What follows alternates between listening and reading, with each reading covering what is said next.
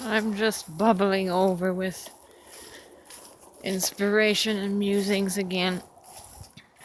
And I want to revisit something back in 2016. Let me back up here. Let me just say, sometimes I find myself having doubts of whether I made a mistake of abandoning my attachment to Jesus. And I have to go back to 2016. That was a year after, December 2016, that was a year after my mom had passed away, and in that period I was going through a transition.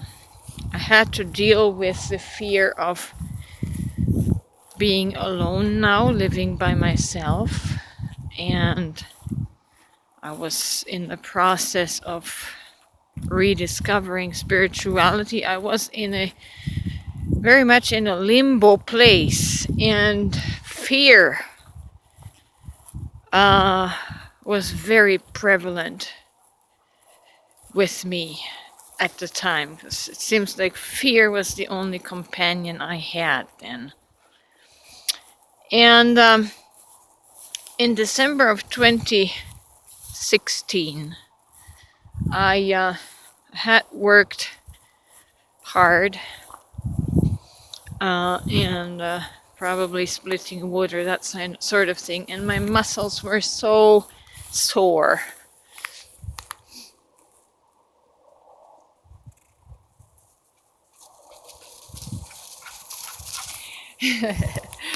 My muscles were so sore, so I drew a bath, and I put in some Epsom salt, put in a little bit of baking soda, which, by the way, you should never mix together. And I'm going to tell you now why. Anyway, I took a bath. I stayed in the warm tub for about 20 minutes and decided to get out.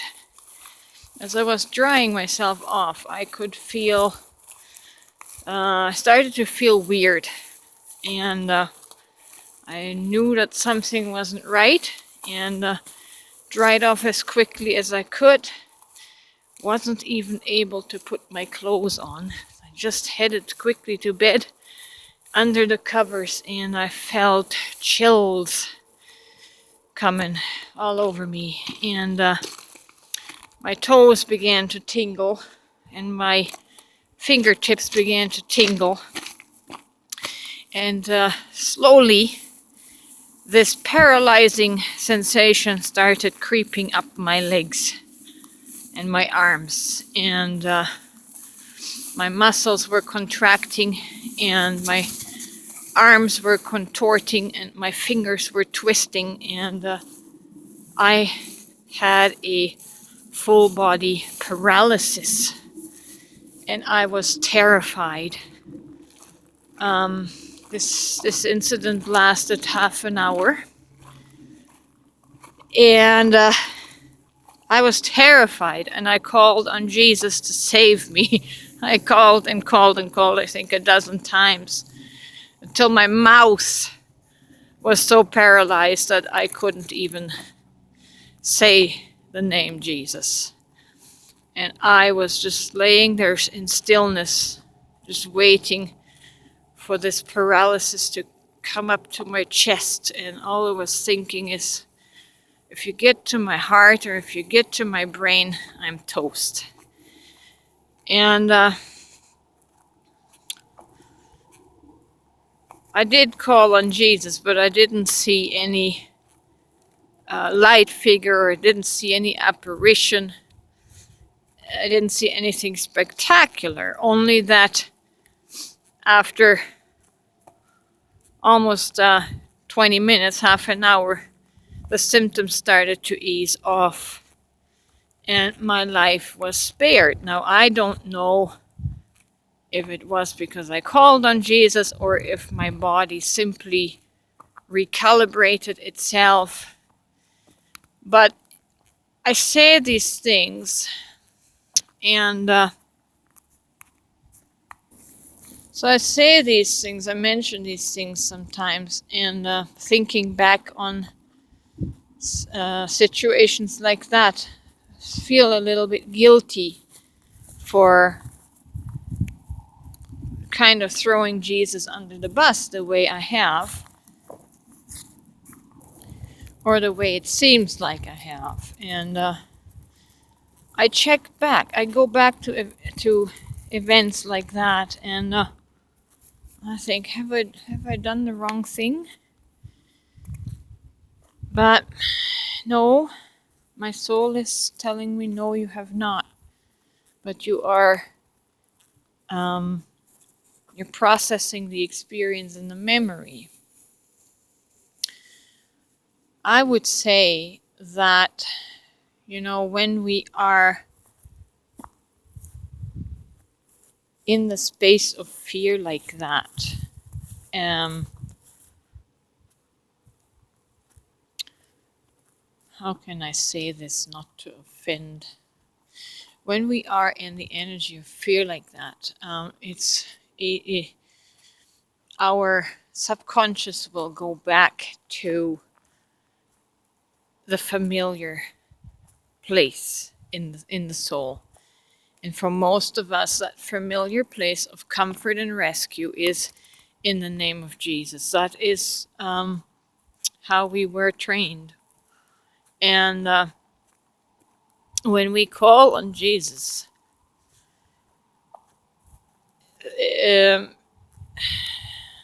a miracle will be produced. And Jesus might appear in our third eye in the metaphysical realm. It might sound very insensitive to say that your mind produced that apparition. I cannot explain it. I just know that the mind, the conscious mind and the subconscious mind are powerful, powerful generators of reality. And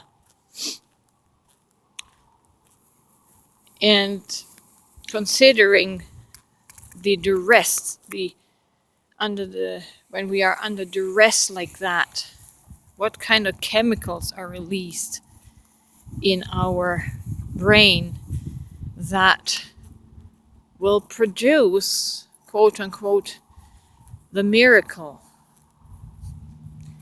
Who can explain God, really? And I just find that trying to explain God with Jesus all the time is very limiting. The point is,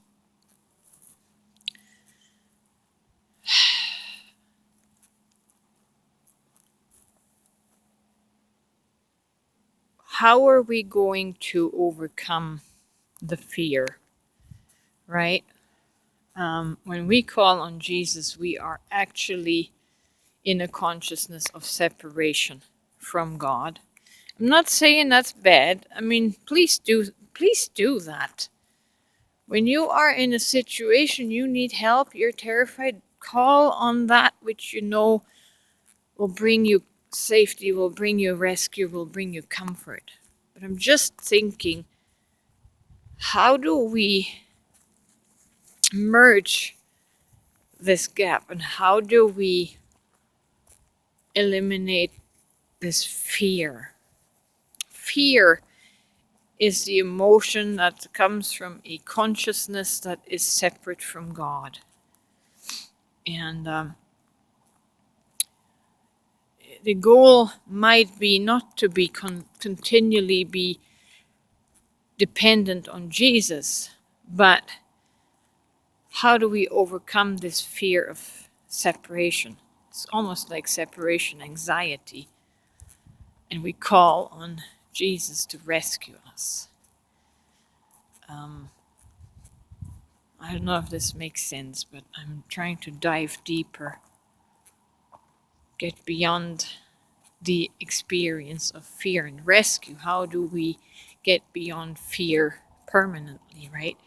And that, in my experience and practice at this point, is to maintain oneness consciousness. Whether I'm dying or not, the degree of panic we will experience depends on our subconscious separation, level of separation. So, anyways, I am just rambling. I just thought I would share that experience. And by the way, what happened to me, I tried to figure out, I looked on Google, and it was a full body tetany, like tetanus, only you have it on the entire, it's like having lockjaw in your entire body. And I believe it happened through making my blood levels either too alkaline, and all the electrical signals in my body went haywire. And so never ever do that again. Never mix baking soda with Epsom salt, ever. Or maybe I just stayed in the water too long. Let me just give you that as a warning. I am still here to tell about it. So, anyways, have a fantastic day.